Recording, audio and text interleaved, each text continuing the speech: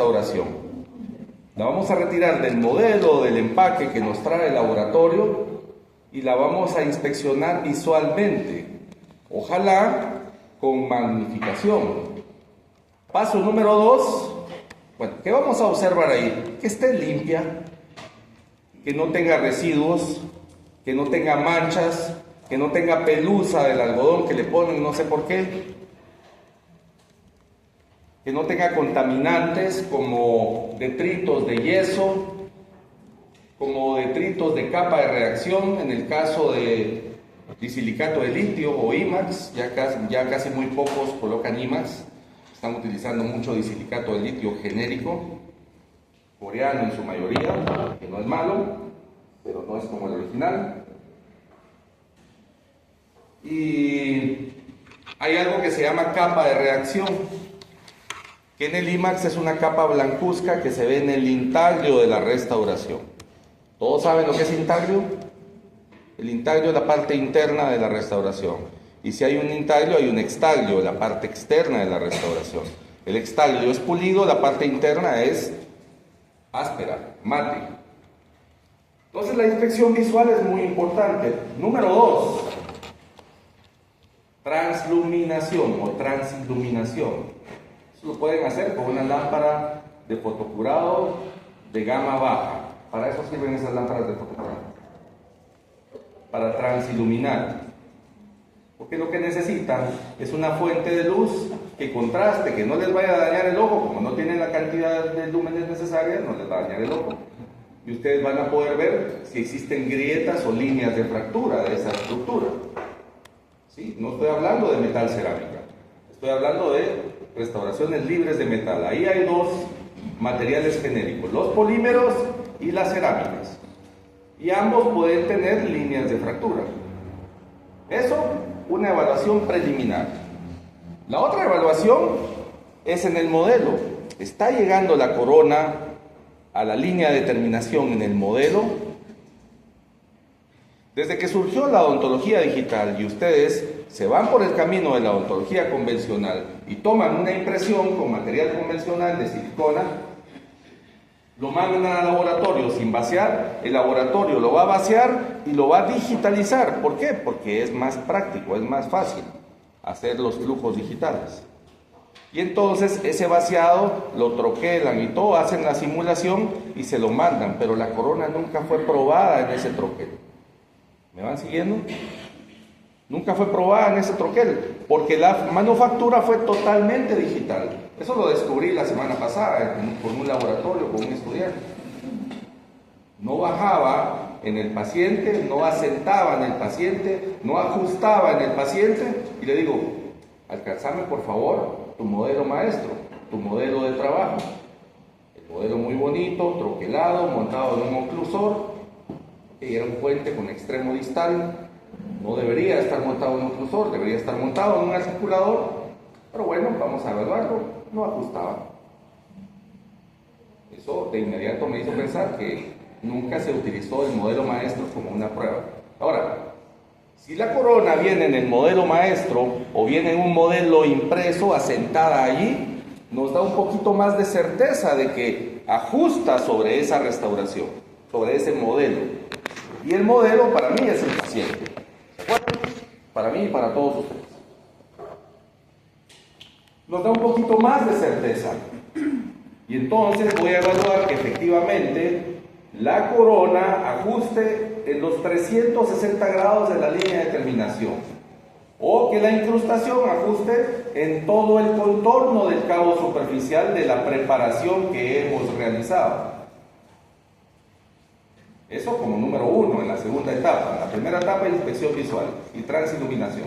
La segunda etapa, comprobación en el modelo. Y lo siguiente que voy a hacer es evaluar que esa corona asentada en el modelo impreso o asentada en el modelo troquelado de yeso tenga punto de contacto.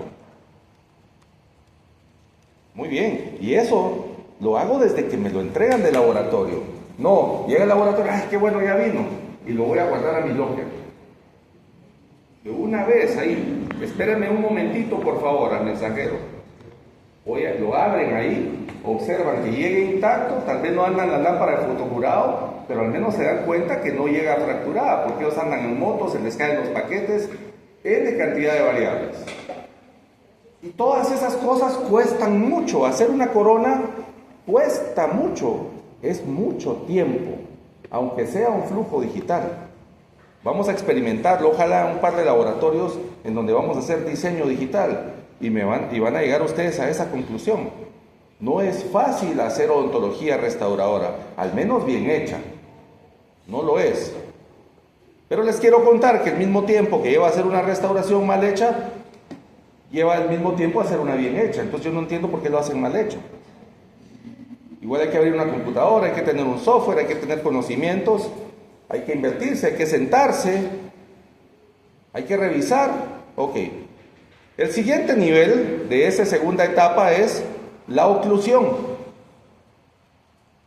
Vamos a cerrar el articulador o en su defecto el oclusor, o vamos a reposicionar los dos modelos impresos. Ojalá que les estén imprimiendo modelo oponente y van a revisar que establezca oclusión.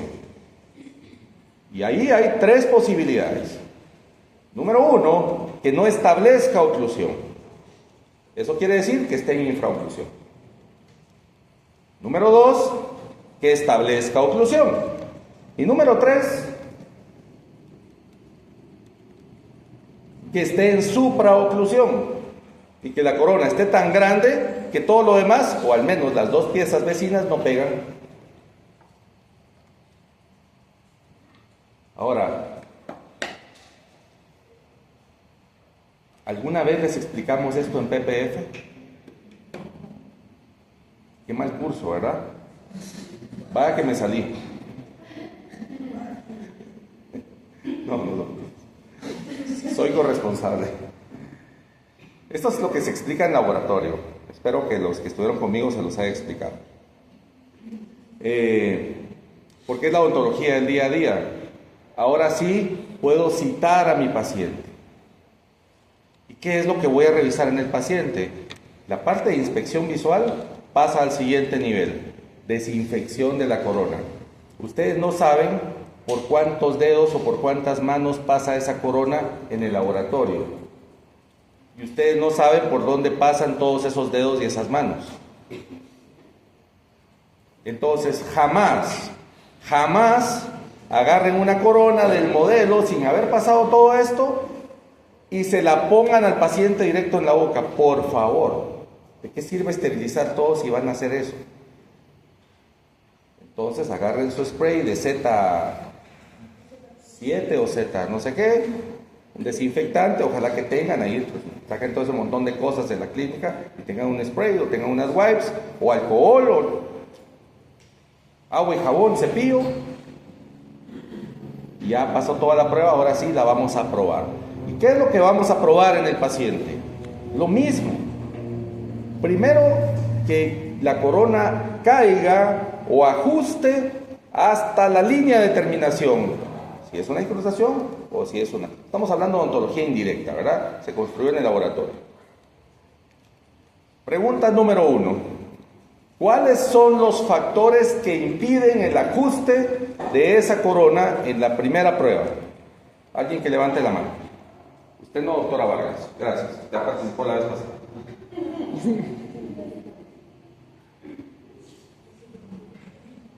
Karen.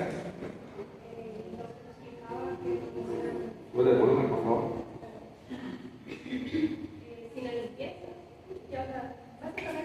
Ya la limpié. Ahora le digo, Karen, por favor, presenta la corona en tu paciente. Ese es el término. Si trabajan conmigo, le digo, ok, está muy lindo, ¿ya revisaste todo? Sí, doctor. Todo lo que vimos en clase ya fue revisado.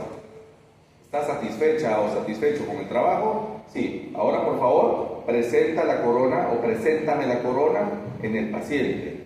Y entonces, lo primero que tienes que hacer es ir, quitarle el provisional. Exactamente. Vamos a limpiar la preparación.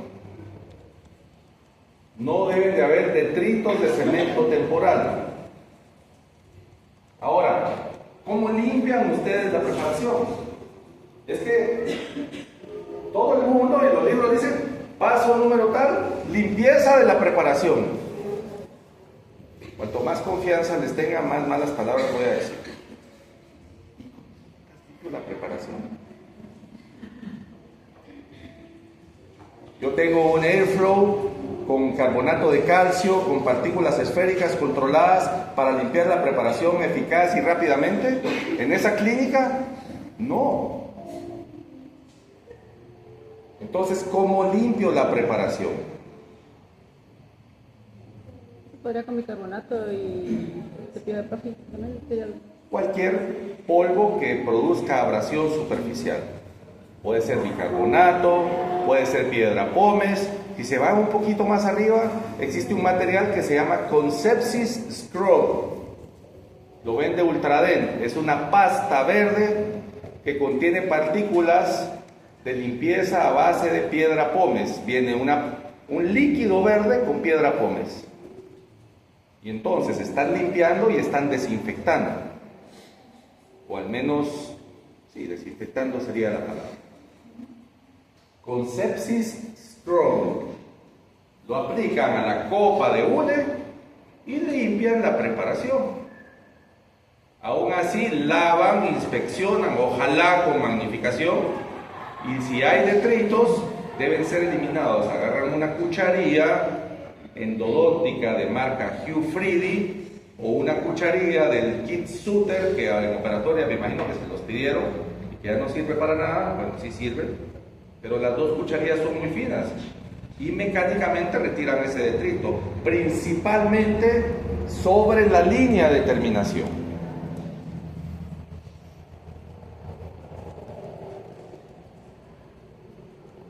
Esto es la introducción de la clase y es mi anécdota que aporta contenido de valor para su práctica. Ahora sí, vamos a presentar la restauración sobre la preparación o sobre la pieza pilar. Voy a hacer una conjunción entre el pilar y el retenedor para hablar con lenguaje técnico de prótesis fija. Y entonces digo la pregunta: ¿cuáles son los factores que podrían impedir ese asentamiento si ya limpié la preparación y ya inspeccioné el intaglio?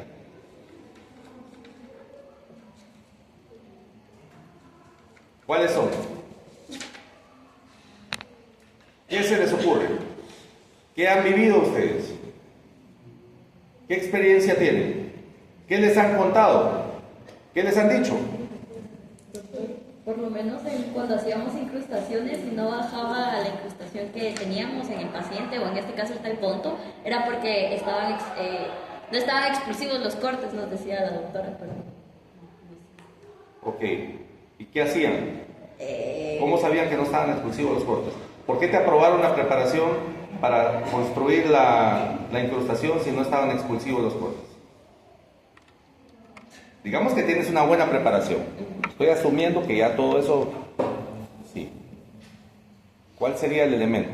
Pensé que me ibas a dar la respuesta. Lo vi en tus ojos. Ahí está. Lo veo, pues. Sí, digamos que no es que está con una vía de inserción óptima. O bueno, tal vez la impresión que tomamos, ¿no? No, todo eso está bien. La vía de inserción es óptima. Acuérdense que la expulsividad nosotros debemos de llamarle convergencia.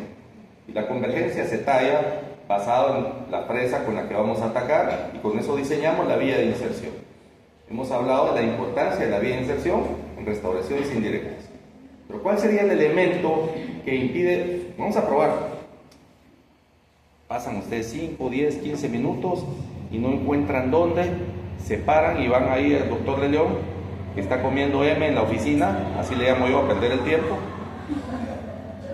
platicando, y entonces: doctor, ¿será que me puede venir a ver?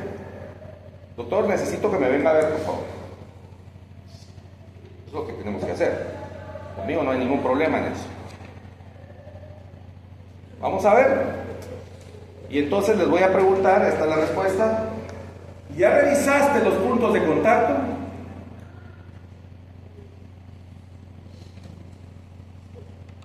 ¿Puede haber una variación entre el modelo maestro o el modelo de impresión a la boca? Sí, puede haber. Si el modelo maestro es en yeso y el técnico está ajustando, metiendo y sacando la corona, y el yeso es de mala calidad, ¿quién se va a desgastar? ¿La corona o el yeso? El yeso. ¿Y el que va a ajustar? ¿La corona? No, no la va a ajustar porque la corona ya ajustó el yeso. ¿Eso va a bajar en la boca? No, no va a bajar. El modelo digital podría ser un poquito más fiel en ese aspecto, porque se imprime en base a las dimensiones y la corona no va a desgastar la resina de impresión, por muy gacha que sea. La va a deflexionar o la va a quebrar, pero no. Entonces podríamos tener un poquito más de precisión ahí. Entonces, si no baja, lo primero que tienen que fijarse es en el punto o los puntos de contacto. Y entonces ustedes van a presentar la corona, la van a presionar y van a pasar un hilo dental. Se necesita una asistente o un asistente. Mira, vení, en lugar de andar jodiendo por ahí, porque no vino tu paciente, ponete guantes y presionar la corona aquí, por favor. Ustedes agarran el hilo. Si el hilo no pasa, es el punto de contacto. Es que miren, no hay nada más rico que hablar lo que es.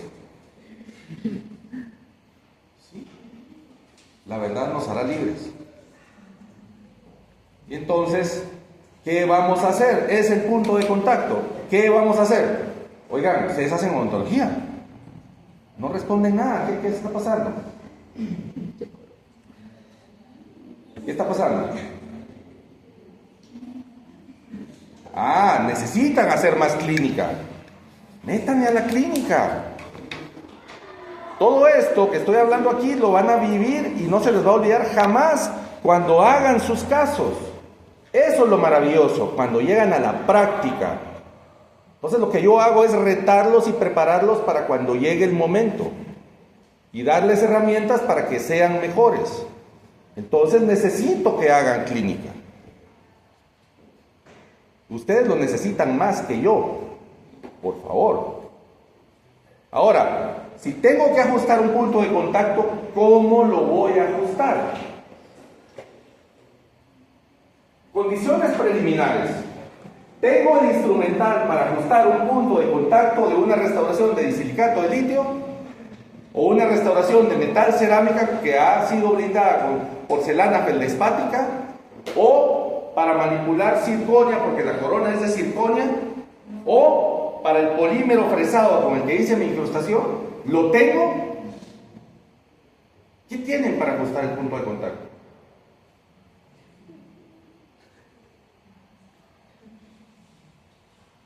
O agarran la misma fresa con la perforada y después lo que voy a... El grupo de profesores va a decir, ahora mándalo al laboratorio a que lo glaseen otra vez. Una cita más por eso. Bueno, ajustemos el punto de contacto. ¿En dónde lo voy a marcar? Porque no es un punto de contacto, es un área de contacto. ¿Cómo la voy a marcar? ¿Dónde sé dónde desgastar?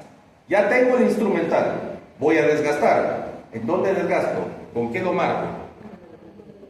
Papel de articular. ¿Qué tipo de papel de articular?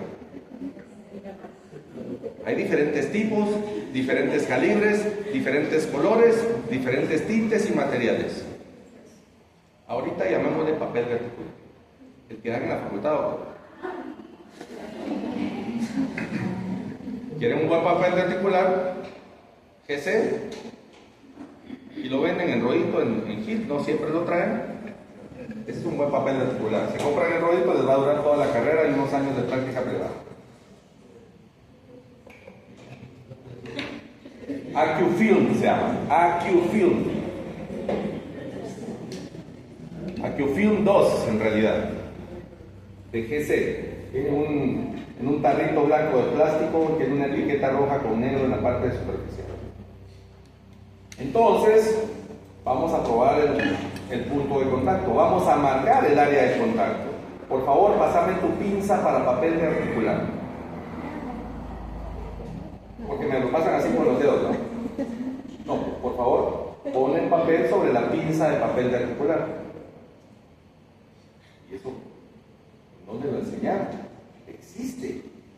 sí existe. Lo debieron haber visto en inclusión. ¿Ok? Entonces saquen su pinza de papel articular, cortan un pedazo, lo colocan en la parte activa que tiene unas irregularidades, lo pinzan y lo pasan. Ahora, mientras... Vente para acá.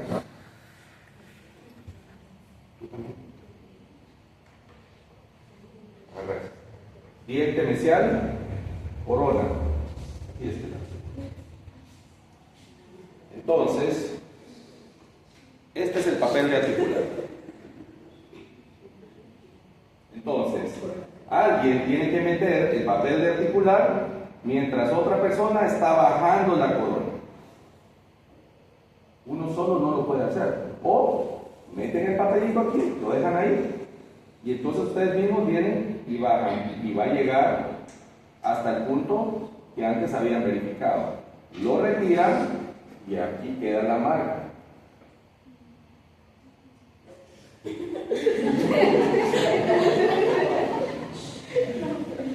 encanta tu espontaneidad. Eres muy amable, ¿sabes? Le diste crédito a todo mi cuento. Ahora, ¿con qué lo vamos a ajustar? ¿Perdón? Con kit de pulido, bueno, depende del material. Entonces hay unos kits específicos para ajuste de circonio. Hay piedras para ajustar circonia, piedras montadas para ajustar circonia en mandriles, ¿verdad? Y piedras para ajustar disilicato. Las mismas del disilicato pueden servir para ajustar porcelana feldespática. Lo ideal es que lo hagan con baja velocidad y con una rueda, con una piedra. Las piedras de circonia se llaman Circad y son de J y son de color gris oscuro, gris verdoso oscuro. Las piedras para ajustar disilicato de litio son de J también, hay otras marcas, pero ya saben dónde comprarlas, y son de un color verde claro. Verde claro, así, son de este color. Y entonces, con su motor eléctrico de baja velocidad, el que compraron para totales, que tiene un manómetro específico, lo sitúan en 12.000 revoluciones por minuto. Lo hacen girar a favor de las agujas del reloj y sujetando la pieza así, le hacen... Y luego van, repiten el procedimiento y puede ser que la corona baje un poquito más o que baje completamente, o que se llevaron el punto de contacto. Eso puede pasar. Esos kits cuestan, cada piedra de esas cuesta alrededor de 295 quetzales. ¿Saben qué? No la necesitan. Ustedes van a comprar una rueda de óxido de aluminio de color blanco, grisáceo, y que les cuesta 30 quetzales en Infosa, 25 en Importadora Gil, marca de Deco. Y se van a comprar un mandril que vale 15 quetzales para montarlo en su pieza de baja recta. Y eso produce la suficiente abrasión controlada como para que vayan más lento y en 3 intentos van a lograr hacer bajar esa restauración, si es que el punto de contacto es el que impide el asentamiento. Además del desgaste de una vez genera una superficie lisa. El siguiente paso es comprarse un disco de color rosado y de color gris. Los más económicos que yo he conseguido son suizos y los vende Importadora Gil también. Y con estas 3 ruedas ustedes ya tienen para hacer ajustes oclusales y ajustes proximales para las cerámicas que necesitan ajustar. Esos son de silicona. En realidad el sistema de pulido de ruedas y discos, les recomiendo la rueda. Lo malo que tiene la rueda es que no entra en las caras oclusales, pero sirve bien para las superficies libres. Entonces son de ruedas de silicona impregnadas con diamante de diferente granulometría. El kit completo incluye 3, una color azul, una color rosada y una color gris. Con la azul podrían hacer el primer ajuste y prescindir de la rueda blanca. ¿Sí? Luego pasan la rosada y luego pasan la gris. Esas son marca Edenta. Edenta es una compañía suiza también, que se especializa en pulidores. ¿Y saben qué? Ya se ahorraron la cita de laboratorio para mandar a glasear o a pulir esa área que han tocado con una fresa de diamante de saber qué grano y vieja. No. Ok. Ahora logramos el ajuste y el asentamiento de la corona. Ya llegó a la línea de terminación. O al menos eso vimos visualmente. Como me están poniendo atención, voy a aprovecharme de eso. Esa es la intención. La inspección del ajuste marginal de una restauración indirecta es con visión directa. No es con explorador. No permitan que nadie jamás evalúe ajuste marginal con un explorador. Porque exploradores hay muchos. Cuando yo les di PPF y les hablé sobre el desajuste marginal, ¿se recuerdan? Les puse una fotografía y una microfotografía de un explorador. Un explorador Giuffridi nuevo, que la punta medía aproximadamente 25 micrones. Y el mismo explorador después de 3 o 5 ciclos de esterilización, que la punta medía más de 75 o 100 micrones. Entonces el explorador no está capacitado para discriminar un ajuste o desajuste marginal. Es más aguda nuestra visión sin magnificación. Y si le ponemos magnificación, óptimo. Entonces me surge la siguiente interrogante hacia ustedes. ¿Por qué les piden una radiografía para evaluar el ajuste marginal?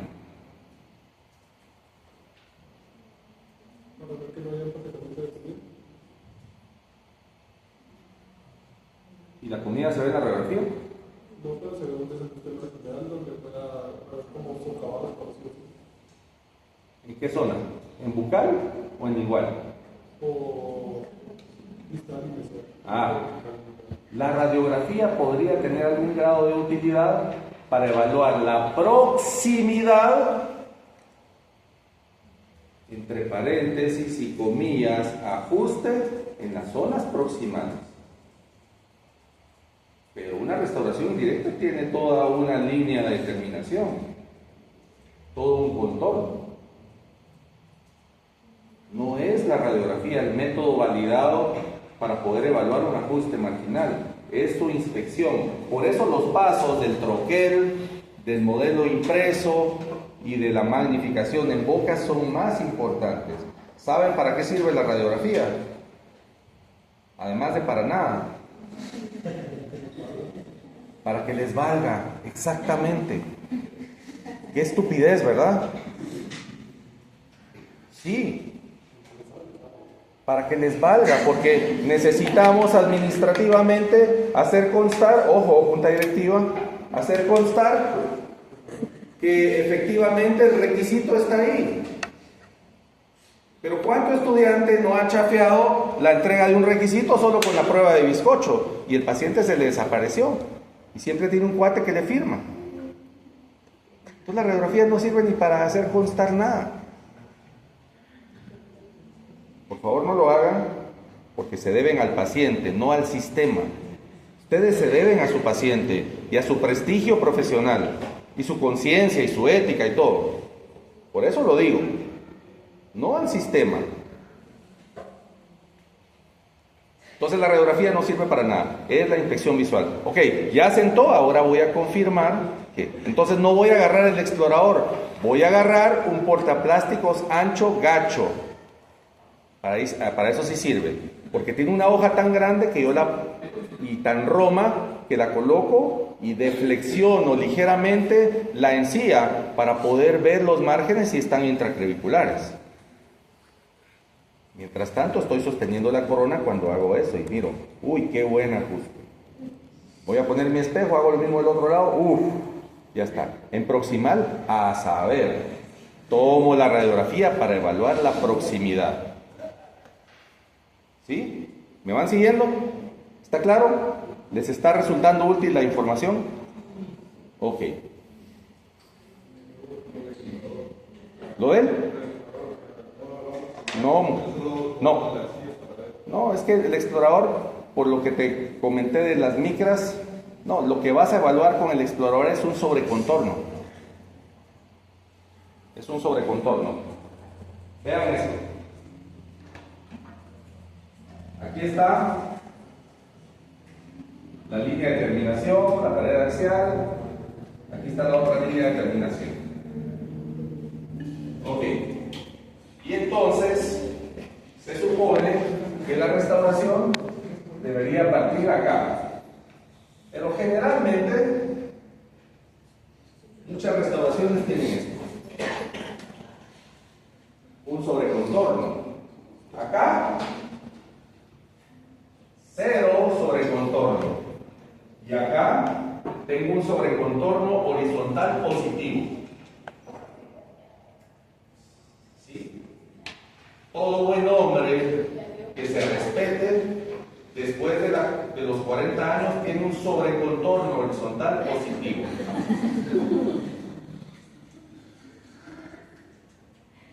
Por arriba de la cintura. Si está debajo de la cintura estamos jodidos. Ya cae.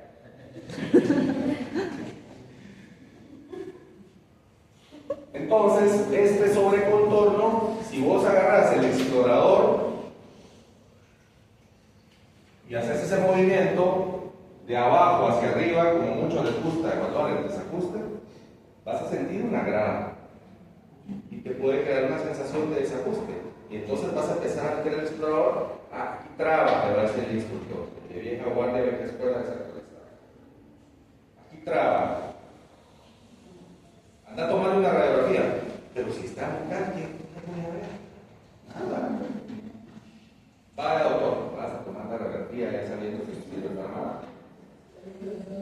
No es el explorador. Entonces, yo le digo a los técnicos hoy en día, tengo muchos buenos amigos técnicos, de hecho hasta nos hemos ido de viaje a cursos y todo. Los técnicos se capacitan más que nosotros los dentistas, quiero decirles, quiero retarlos, ¿verdad? No duermen, trabajan como chinos, porque los chinos sí trabajan, nosotros del chiste antes no. ¿Usted chino?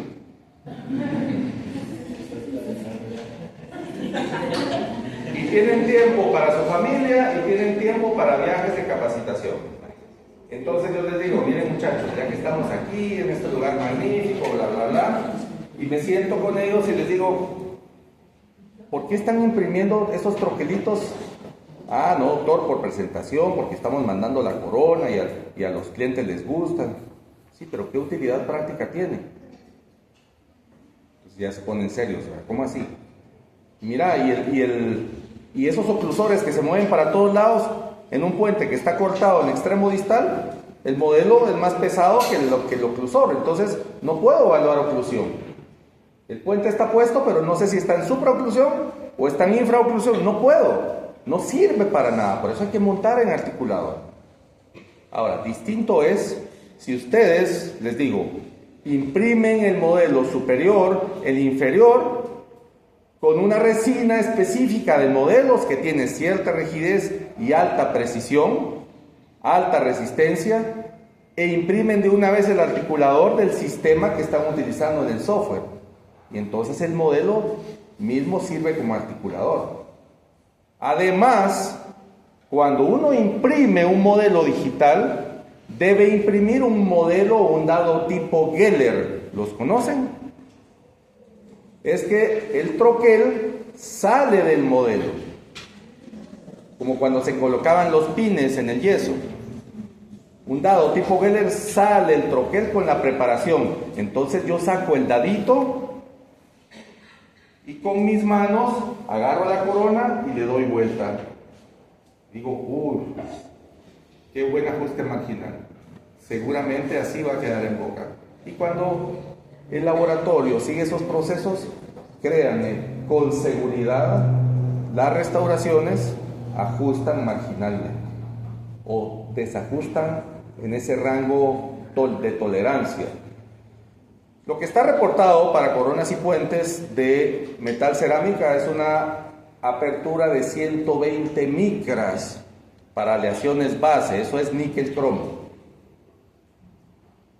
Para circonia anda alrededor de 60 micras, lo mismo que el disilicato de litio. Es decir, todos los márgenes están abiertos. ¿Estás levantando la mano o te estás estirando? 60 micras.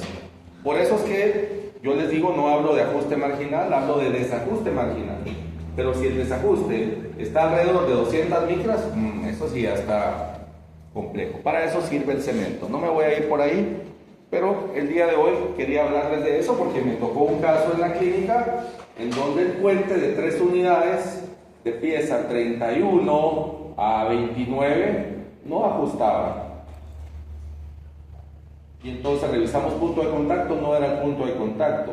En un puente hay que hacer una prueba de asentamiento simultáneo en los dos retenedores, con los dos pilares. Y uno empieza a presionar el puente y el puente pivoteaba. Cuando el puente pivotea, hay que revisar el póntico, que esté haciendo mucha presión sobre el tejido y el tejido no es resiliente. ¿Qué fue lo que hice? Les estoy dando más información. Asentamos el puente, le pusimos un algodón, muerda. Y el paciente mordió, reviso el tejido, no había isquemia en el tejido. Por tanto, si la prueba de isquemia no es segura, agarro un poco de silicona para registro intermaxilar, Jet Blue Bite o el Oclufast, y le dosifico un poquito en el intaglio del póntico y lo asiento en donde la silicona se desplace y no haya silicona, sino solo cerámica, ahí está haciendo contacto. Entonces ajusto con los mismos materiales que les acabo de decir. Pero no se trataba nada de eso. Quiere decir que el puente estaba deformado. Reviso las preparaciones y las dos preparaciones estaban convergentes hacia el espacio dentro. Y entonces la siguiente pregunta que me da mucha pena. ¿Ya tenés firmado el puente? Ya, doctor, me lo revisó fulano de tal. Tenemos que repreparar y tomar impresión de nuevo. Y cuando eso pasa, el laboratorio no debería de repetirles el puente. ¿O sí? ¿Por qué? Las dos son correctas. Porque ¿qué laboratorio? Los laboratorios son cómplices de la mala praxis de nosotros. Los laboratorios son cómplices de la mala praxis de nosotros. Porque con tal de terminar y recibir e ingresar, muchos laboratorios igual te fresan el puente, aunque las preparaciones sean ya saben qué. Entonces, ese laboratorio cómplice debería de repetir para que aprendan. El laboratorio que les llamó y les dijo, mire doctor, sus cortes están convergentes, sugiero enfáticamente que reprepare para determinar una vía de inserción común entre los dos pilares. Y luego de eso me manda de nuevo el trabajo. Yo no se lo voy a fresar así. Bueno, ese laboratorio que pesado, ya no vuelvo a trabajar con él, que se cree, si es un técnico. Y empiezan todas esas miserias de nuestra mente que no atiende instrucciones. Eso es la odontología del día a día, muchachos. Por favor, no caigan en eso. Sean sobresalientes en su trabajo. Todos los días que yo esté aquí con ustedes y que me toque participar de su formación académica, les voy a repetir lo mismo. Todos los días. Yo no me canso de eso. Porque he visto muchas cosas mal hechas. Yo vivo de eso en mi práctica privada. Yo se lo digo a mis pacientes. Mi odontología no es agarrar un casito y ponerle sellantes. No. Son unos casos que dan miedo y los pacientes ya pagaron un huevazo de plata. De eso vivo yo y eso no debería de pasar. Entonces, todo empieza desde lo básico, desde seleccionar el diagnóstico como lo vimos la vez pasada. No pelar diente por pelarlo. Diseñar la estrategia de desgaste, la vía de inserción de la restauración indirecta, el material y todos los pasos. No es simple. Por eso es que les dije, nosotros no vendemos materiales. Un verdadero profesional que considera todos estos factores vale mucho y sus resultados son diferentes. Y eso es lo que le cobramos al paciente, no el puto material. Entonces, en las cosas pequeñas, ahí está Dios y ahí está el diablo también, cuando no lo hacemos. ¿Ok? Tengo hasta las 9, me queda media hora. En este curso vamos a hablar de prostodoncia sobre implantes. Vamos a ser muy buenos en el diagnóstico y vamos a erradicar de nuestra mente la prótesis fija de 3 unidades. Y vamos a buscar casos de implante single tooth o implante unitario. Cuando ustedes tengan su práctica privada, por favor, la primera opción de tratamiento no es un puente de 3 unidades cuando haya perdido una pieza. Es un implante dental. Entonces tienen que saber cómo diagnosticarlo, qué hacerle, cómo indicarlo. Si a ustedes no les gusta la cirugía, ustedes van a delegar eso a un cirujano para que les ponga el implante, pero ustedes deberían de hacer la restauración. Ustedes deberían estar en la capacidad de hacer la restauración y ser los directores de orquesta de su paciente para que dejen de cortar dientes. Aquí hay muchos pacientes de 18, 20, 25, 30, 35, 40 años de edad con piezas intactas, con espacios que podrían colocarse implantes de 3 unidades en mandíbula, en centrales. Y esos dientes preciosos. Y cuando yo veo los provisionales digo, Dios mío, mejor lo hubieras dejado shortco. Y cuando veo el puente, esas... No, es que... Por favor.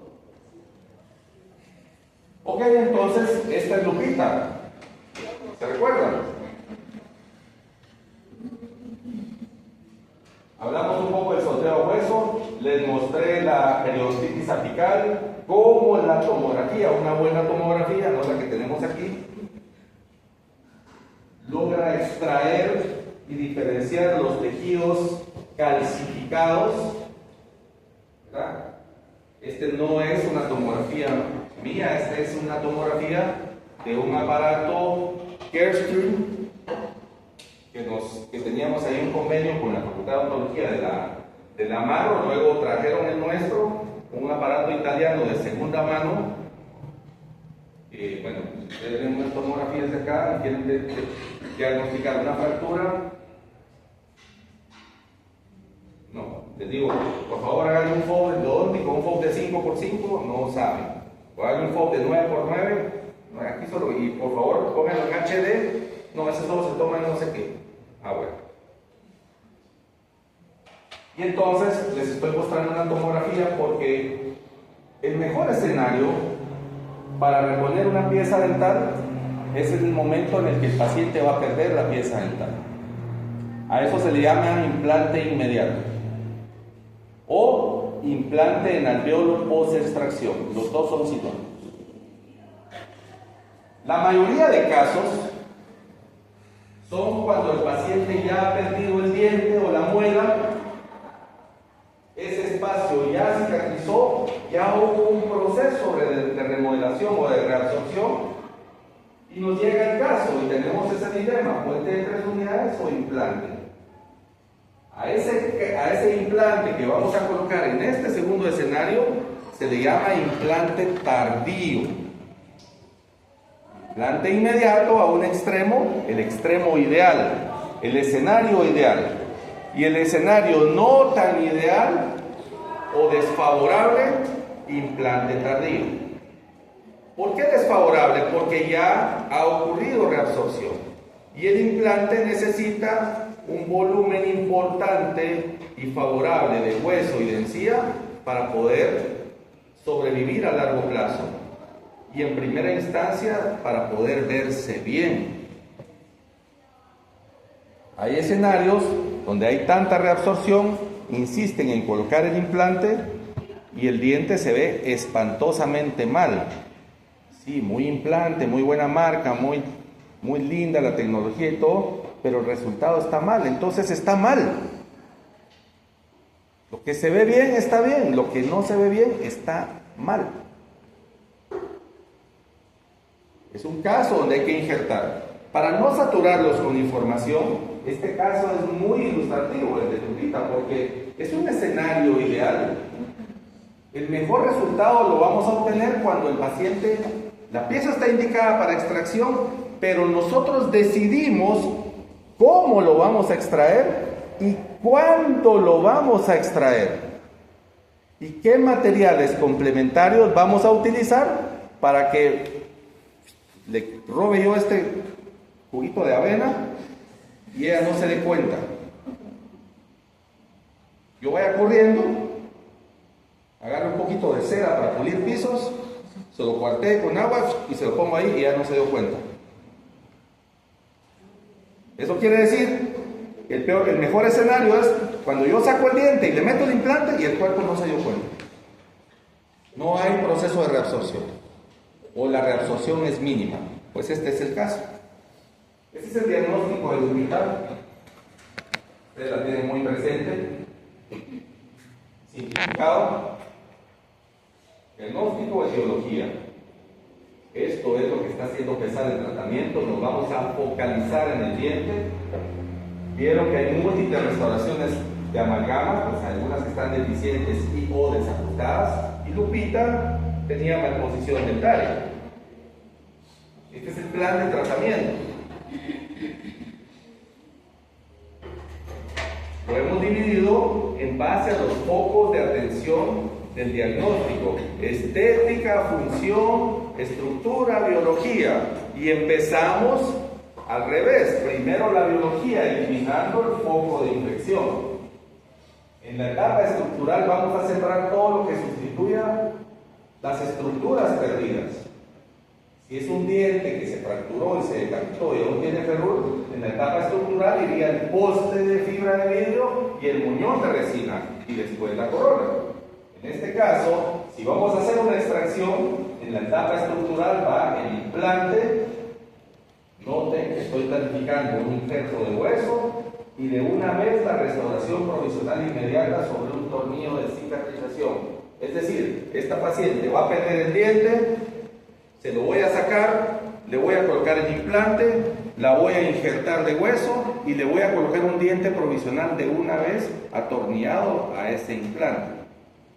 Eso es lo que estoy planificando para él.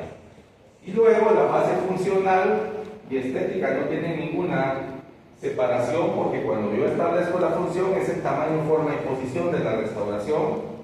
Solo le tengo que agregar las características ópticas, el color, para que estética y función no tengan ninguna diferenciación. Si un paciente pierde un central, les digo yo siempre, y le coloco en ese espacio un central de tamaño, forma, posición y color, ¿cuál separación entre estética y función? No tengo que inventar nada. Es exactamente lo mismo. Bueno, vamos a ilustrar una guía quirúrgica convencional, un modelo decodizado, le hacemos cirugía al modelo. Estos mismos pasos ustedes los van a hacer en la computadora cuando lleguemos a los laboratorios de diseño digital. Y los voy a tener que dividir en grupos porque no hay tantas computadoras ni tantos softwares de prueba. Si se portan bien, si no, no les enseño un carajo. Que sean mis alcabas.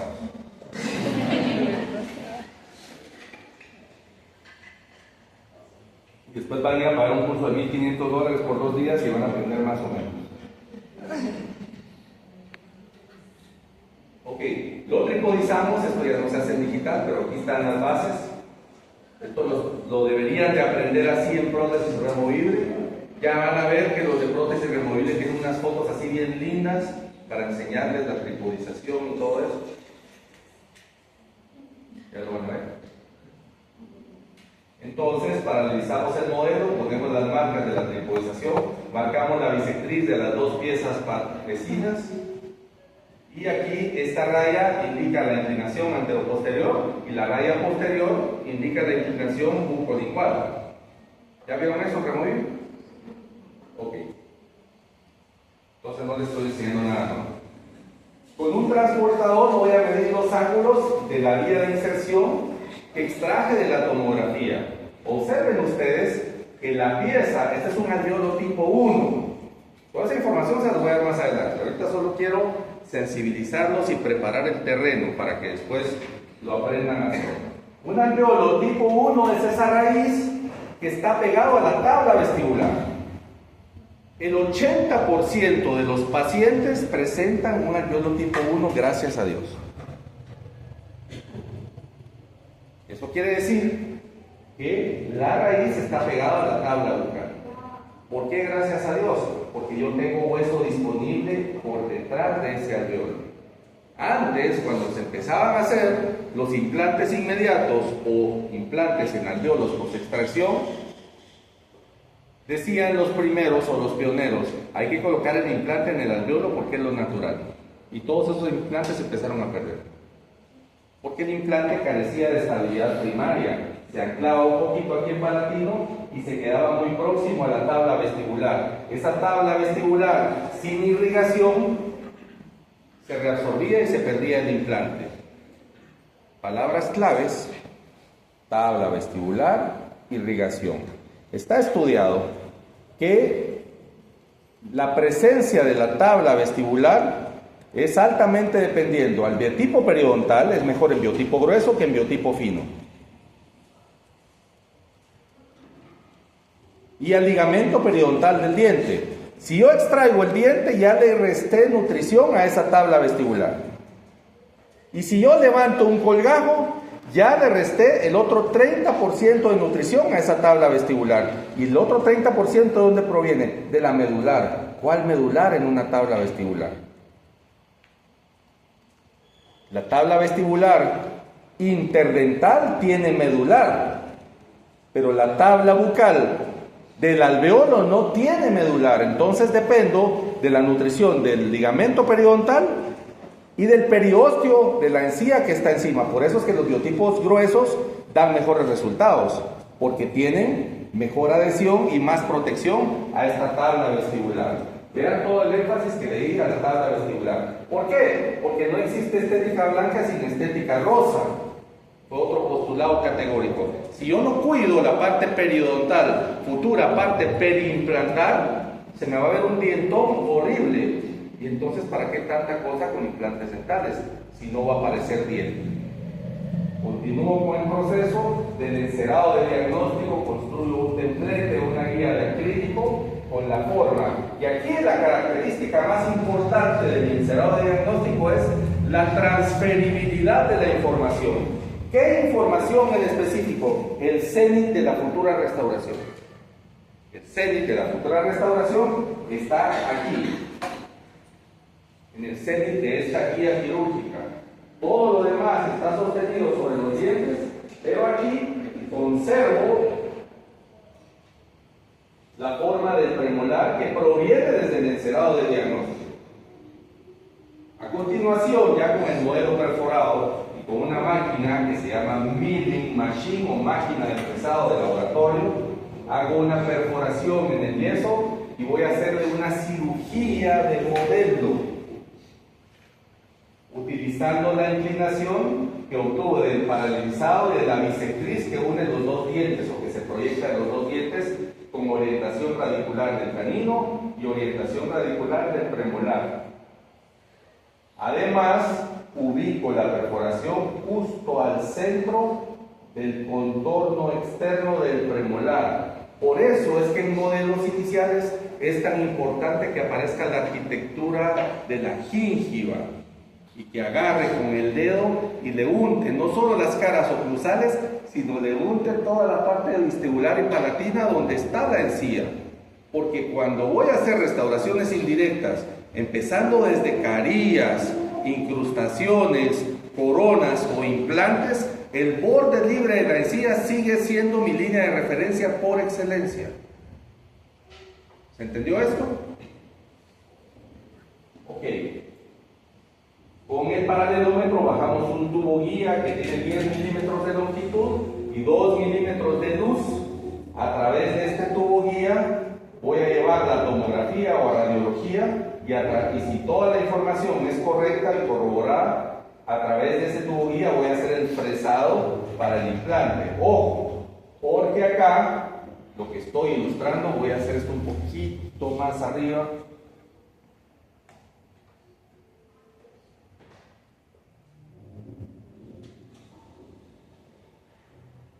No tiene tanto ajuste. Ok.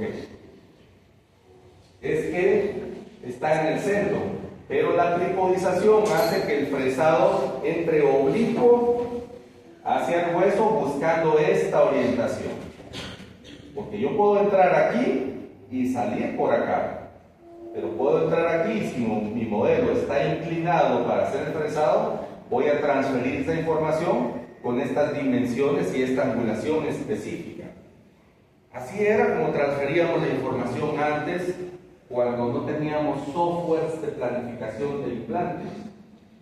No importaba, habían formas de hacerlo, hubieron formas de hacerlo. Y así es como lo hacíamos. A esta cirugía del modelo le voy a insertar un DOMI. Estos son implantes que se utilizan para el entrenamiento de personas que están iniciando su camino por la prótesis sobre implantes. El agujero que he hecho en el modelo y el paralelómetro me van a servir para insertar el DOMI en la posición correcta. ¿Cuál es la posición correcta? La que está orientada protésicamente. Este implante está diseñado para darle soporte a una prótesis que previamente he diseñado a través del encerado de diagnóstico. Es decir, este implante tiene que dar como resultado que todo su contorno esté dentro de los contornos de la futura restauración o lo que es el premolar que necesita. Bajamos el DOMI y establecemos las dimensiones de profundidad, llamada dimensión a pico coronal. En palabras sencillas es qué tanto voy a sumergir ese implante. Y aquí cobra relevancia, voy a regresar, el cenit de la restauración. Un postulado categórico en implantes dentales es que la plataforma del implante debe ser sumergida 3 milímetros a partir del cenit de la futura restauración. Y el cenit de la futura restauración es igual al borde libre de la encía. Si yo no pierdo hueso, eso se va a ver espectacular. Si yo no pierdo encía, se va a ver muy lindo. Pero hoy en día la literatura nos da un rango. Nos dice que como mínimo debe ser 3 milímetros, pero idealmente podrían ser 4 milímetros. En piezas anteriores se está hablando hasta 5 milímetros. Es decir, el implante debe ser profundizado hasta 5 milímetros del cenit. Estoy hablando en restauraciones unitarias. De ahí hay muchas más modalidades prostodónticas que demandan diferentes niveles de ubicación de los implantes. Pero estamos en el contexto de este caso. Ok, lo que están viendo acá, perdonen, voy a adelantar. Ya lo puse, lo fijamos con cianofilato, esta es la prótesis. Esta es la llave que tengo del encerado diagnóstico, la parto longitudinalmente acá y presento solo la cara vestibular y me doy cuenta de las dimensiones reducidas que tengo. ¿Se recuerdan cuando hicimos el análisis de la fotografía lateral de oclusión y de la interarco? Que la pieza inferior aparentemente estaba invadiendo la superior y entonces eso iba a condicionar el contorno de la restauración porque el diente de Lupita está fracturado. Entonces es lógico pensar que la pieza antagonista podría haber migrado ligeramente hacia oclusal. Y esto, observen las dimensiones de este premolar, las dimensiones de la pieza que vamos a tratar y las dimensiones del canino. Probablemente Lupita tenga algún tema de erupción pasiva retardada. Probablemente. A pesar de eso, su estética es muy linda. Ok. vamos a comprar un pilar provisional. Hay pilares provisionales plásticos, como en este caso se llama PIC, poliéter etilketona, PEK, PIC. O también hay de titanio. En este caso compramos uno plástico y lo llevamos a conectarlo con el dummy o con el análogo del implante que ya está metido aquí en el modelo. Revisamos la vía de inserción de ese implante y revisamos que esté dentro de los contornos de la restauración.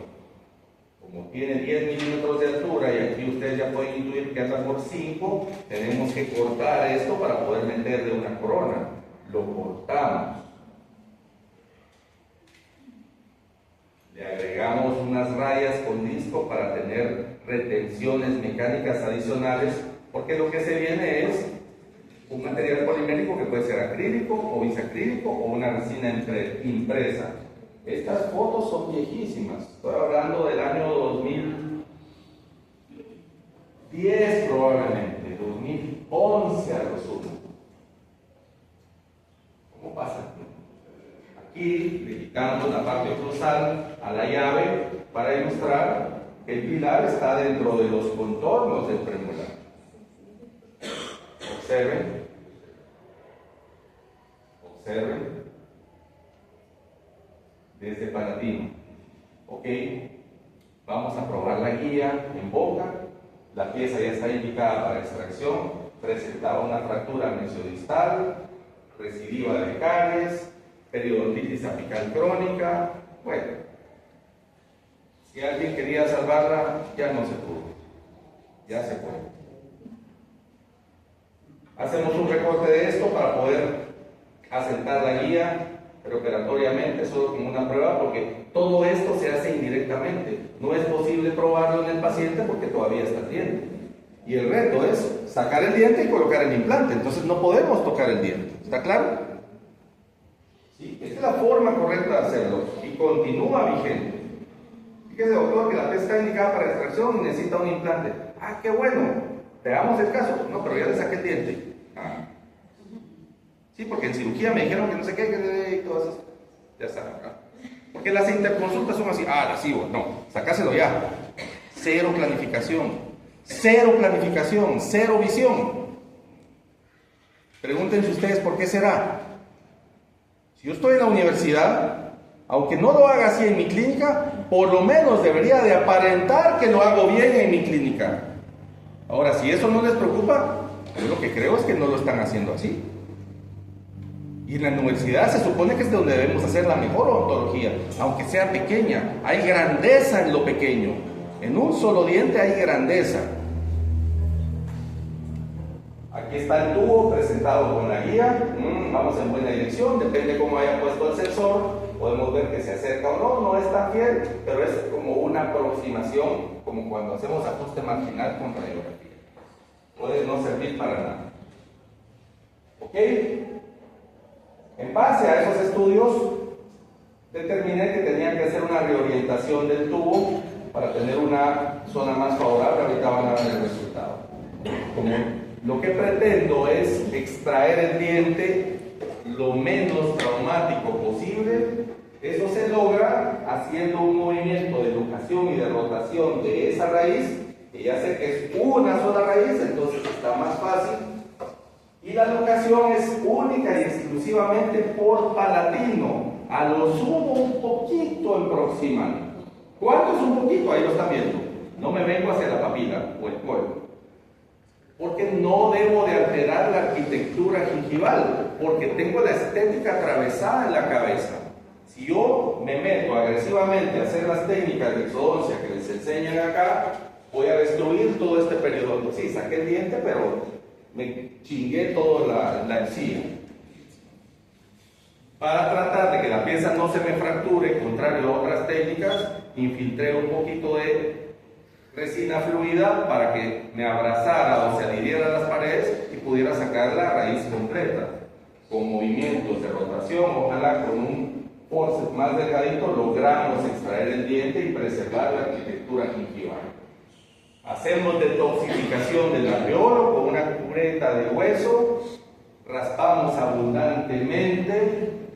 La paciente puede o no estar con antibioterapia, ojo con eso, porque no hay un consenso en la antibioterapia. Hace poco salió un estudio donde es prácticamente irrelevante la profilaxis de antibiótico. Yo en lo particular les doy 2 gramos 24 horas antes, si lo considero necesario. En la mayoría de pacientes ya no lo hago y no pasa nada. Más importante, la limpieza física o el debridamiento del alveolo mecánicamente y irrigar abundantemente con solución salina. Aún así el caso esté supurando, es exactamente lo mismo, porque el foco de infección es el diente. Muerto el perro, se acabó la rabia. Contando el chiste, soltando la carcajada. Cayendo el muerto y soltando el llanto. Entonces, si limpiamos el hedor, llamémoslo así, del diente y su influencia negativa sobre ese alveolo, una detoxificación alveolar es más que suficiente. Si se sienten más tranquilos, si también no está contraindicado, pueden hacer una profilaxia de antibiótico con amoxicilina y ácido clavulánico 24 horas antes, 2 gramos. Pero en realidad no hay 2 gramos porque es de 875 miligramos. El ácido clavulánico más fuerte que hay, si le dan 2 de esas son 1.5 gramos. Con eso es más que suficiente. Presentamos la guía, el tubo guía, vean la inclinación que lleva hacia palatino. Hacemos el fresado inicial y después, antes que no era totalmente guiada, vamos haciendo la secuencia de ensanchamiento. Rosalba, por favor. Esta es la fresa de 2.2, esta es la fresa de 3.5 y esta es la fresa de 4.0 para colocar un implante de 4.20 de diámetro en ese alveolo post extracción. Colocamos un pin de orientación o de paralelismo. Bienvenido. Y revisamos que la transferibilidad de la información de lo que hemos planificado en la cirugía del modelo, que viene del encerado diagnóstico de la tomografía, nos parezca familiar, porque en este momento ya no podemos hacer ningún cambio. ¿Les parece familiar la inclinación? Yo creería que sí. Hoy con cirugía completamente guiada no tenemos ninguna duda de eso. Mesodistalmente observen esto. Vamos a hacer la inserción del implante. Ese implante se va a sumergir 3 milímetros por debajo de este cenit. Por eso era tan importante no alterar las dimensiones y las características del periodonto, porque el borde libre de la encía es parte de la estética dental. El implante está posicionado en el centro con la inclinación hacia palatino y el injerto de hueso tiene lugar en el gap que se genera entre el contraste del diámetro del implante y el antiguo contorno cervical del diente y su alveolo post extracción. Hay estudios que dicen que si el gap es de 2 milímetros o más, hay que injertar.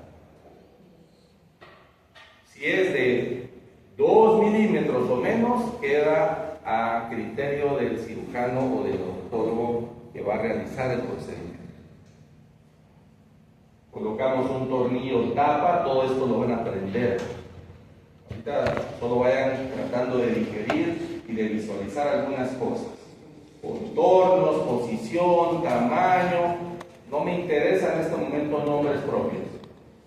Utilizamos el lleno injerto, hueso bovino en partículas, lo empacamos. Por eso colocamos el tornillo tapa. Quitamos el tornillo tapa y pusimos el pilar provisional que habíamos preparado inicialmente. Le colocamos teflón y ahora vamos con la llave a hacer un rebase directo con bisacrílico. Lo rescatamos, lo desatornillamos del implante que ya está anclado en el cuerpo del paciente y los restos que no llegan hasta la plataforma, también van a aprender eso. Le agregamos agregamos resina fluida y le damos el contorno subcrítico, contorno crítico donde está el borde libre de energía y contorno subcrítico debajo del borde libre de energía hasta llegar a la plataforma del implante. Pulimos, recortamos y lo llevamos a posición con el desarmador, con el desatornillador del sistema de implantes. Esto es el resultado del encerado de diagnóstico. Ven que la chimenea ya en la parte oclusal queda más hacia bucal porque lleva una inclinación palatina, pero está dentro de los contornos de la restauración. Vean que el tejido está ligeramente flojito porque ya no tiene el soporte del diente que extrajimos.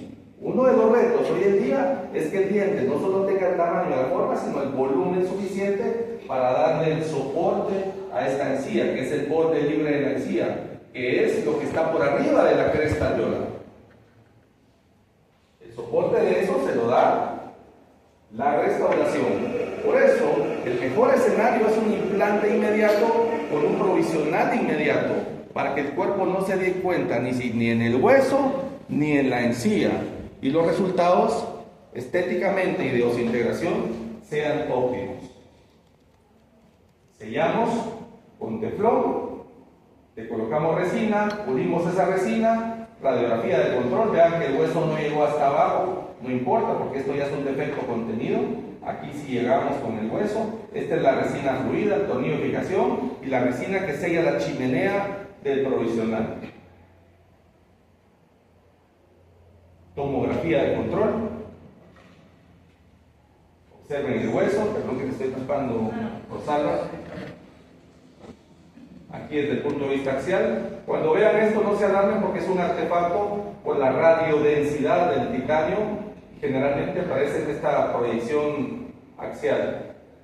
Aquí está una semana postoperatorio, observen el edema normal. Una semana postoperatorio por palatino, una semana postoperatorio por vestibular, 2 semanas postoperatorio, ya hay una ligera retracción y remodelación de la arquitectura gingival. Pero tenemos un margen de seguridad de 3 milímetros para que ese implante jamás se exponga. Bueno, esto es lo que les voy a enseñar este año. Va a haber una parte de integración y vamos a integrarlo paralelamente con el manejo intrainterarco de los casos de rehabilitación. Y lo vamos a hacer no de esta forma engorrosa, antigua, sino lo vamos a hacer digital. ¿De acuerdo?